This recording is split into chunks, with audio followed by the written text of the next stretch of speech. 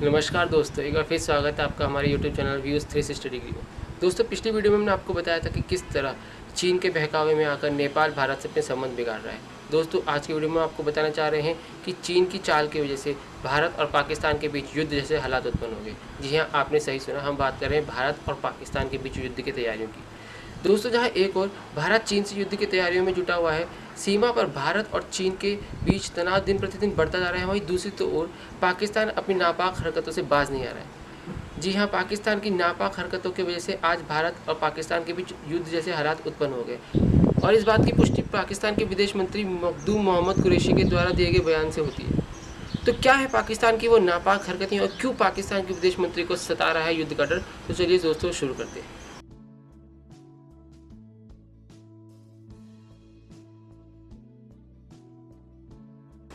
तो दोस्तों, आप सोच रहे होंगे मैं ऐसा क्यों बोल रहे हैं। दोस्तों, जब भी कभी किसी की दो देशों के बीच युद्ध जैसे हालात बनते हैं तो कोई भी देश सबसे पहले अपने देशवासियों के लिए एक एडवाइजरी जारी करता है, जिसमें वो विरोधी देश में होने वाली यात्राओं पर रोक लगाया था और विरोधी देश में काम कर रहे अपने नागरिकों को वापस बुलाया था। साथ ही सबसे महत्वपूर्ण, अपने उच्चायुक्त कर्मचारियों को भी वापस बुलाया था। उच्चायुक्त कर्मचारियों को वापस बुलाना किसी भी दो देशों के बीच बेहद खराब हो चुके संबंधों को दर्शाता है। दोस्तों, यहाँ भी कुछ ऐसा ही हुआ है। भारत ने निर्णय लिया है कि पाकिस्तान में भारतीय उच्चायुक्त कर्मचारियों की संख्या आधी कर देगा और ऐसा ही भारत ने पाकिस्तानी उच्चायुक्त कर्मचारियों के साथ भी करेगा। दोस्तों, आप सोच रहे होंगे भारत ऐसा क्यों कर रहा है, तो इसके पीछे कारण भी पाकिस्तानी उच्चायुक्त कर्मचारी ही है। तो चलिए शुरू से शुरू करते हैं।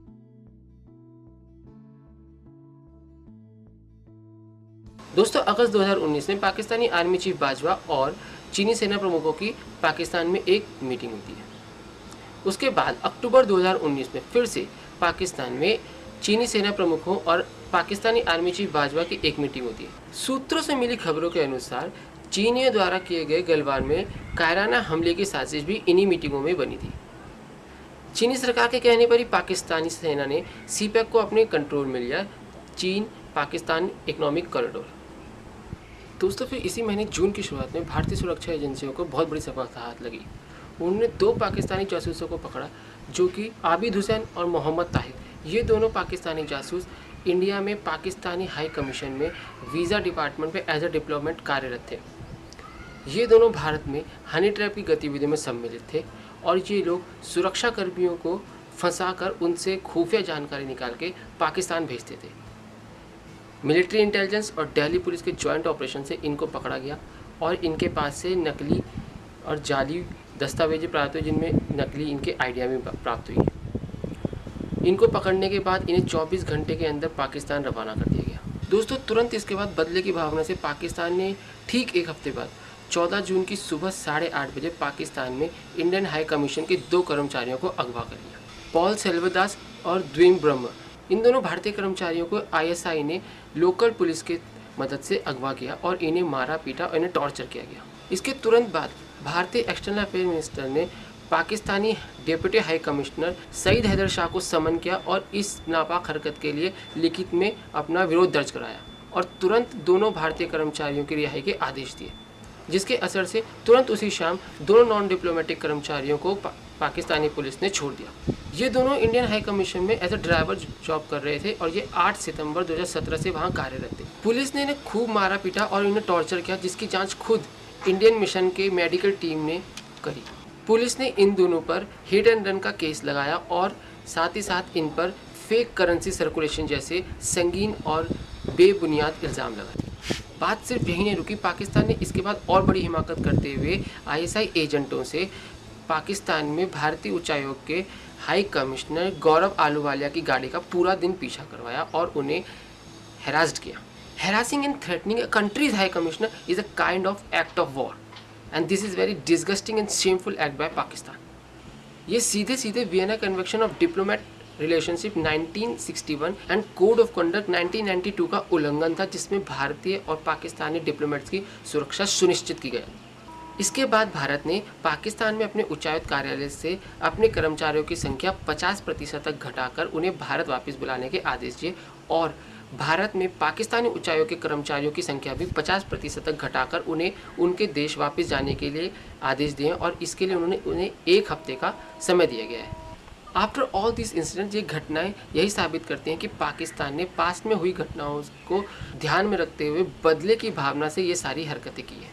जी हाँ दोस्तों, ऐसा ही एक वाक्य 2013 में हुआ था, जब भारत में पाकिस्तान के सीनियर डिप्लोमेट के ड्राइवर को भारतीय सुरक्षा गार्डों ने जवाहरलाल नेहरू यूनिवर्सिटी में पीटा था। फिर 2016 में ठीक उरी अटैक से पहले भारतीय सुरक्षा एजेंसियों ने पाकिस्तानी उच्चायुक्त कर्मचारी महमूद अख्तर को पकड़ा और वापस पाकिस्तान भेज दिया, जो कि भारत में सुरक्षा जानकारियां इकट्ठा करने के एक गिरोह को चला रहे और जासूसी के कार्यों में संलिप्त थे। इन सभी घटनाओं से यही साबित होता है कि पाकिस्तान वर्षों से जासूसी और आतंकी जैसी नापाक गतिविधियों में संलिप्त रहा है। इसीलिए आज दुनिया के सबसे शक्तिशाली देशों में से एक अमेरिका के राष्ट्रपति ने खुद 2 टूक शब्दों में इसकी निंदा करी है और पाकिस्तान को आतंकियों का घर बताया है। और इस बात की पुष्टि तब हो जाती है जब खुद इमरान खान, पाकिस्तान के जो वजीर आज़म हैं, उन्होंने अपने देश की संसद में दुनिया के सबसे खूंखार आतंकवादी और 9/11 के दोषी ओसामा बिन लादेन को शहीद का दर्जा दे डाला।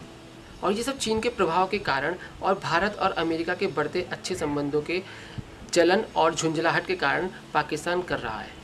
पाकिस्तान में भारत का खौफ इतना हो गया है कि खुद पाकिस्तान के विदेश मंत्री मखदूम मोहम्मद कुरैशी ने अपने बयान में कहा है कि भारत चीन के साथ युद्ध के कारण पाकिस्तान पर भी हमला कर सकता है। उन्होंने ऐसा इसलिए कहा है कि उन्हें पता है कि चोर की दाढ़ी में तिनका। वो जानते हैं कि उन्होंने चीन के साथ मिलकर गलवान की साजिश रची और भारत में अपने जासूसों को भेजा।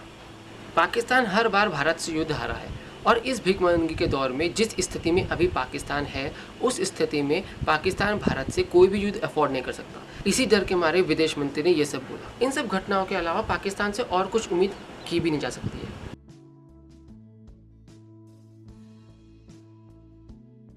इस घटना के बाद दोस्तों हमारा ये मानना है कि भारत को पाकिस्तान में अपने उच्चायुक्त कर्मचारियों को वापस बुला लेना चाहिए, क्योंकि ये उनकी सुरक्षा का सवाल है। और फिर जिस तरह की भारत की रणनीति रही है आतंकवाद के खिलाफ कि आतंकवाद और बात दोनों एक साथ नहीं हो सकती, तो सेम चीज़ इस मामले में भी बनती है।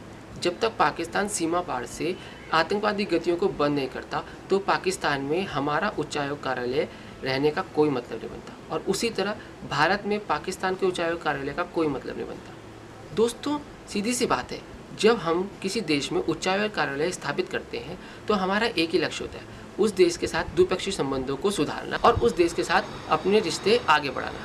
लेकिन यहाँ पाकिस्तान जैसे देश से हालात सुधरने की कोई उम्मीद नजर नहीं आती। इस लिहाज से पाकिस्तान में उच्चायोग कार्यालय स्थापित करने का कोई औचित्य नहीं रह जाता।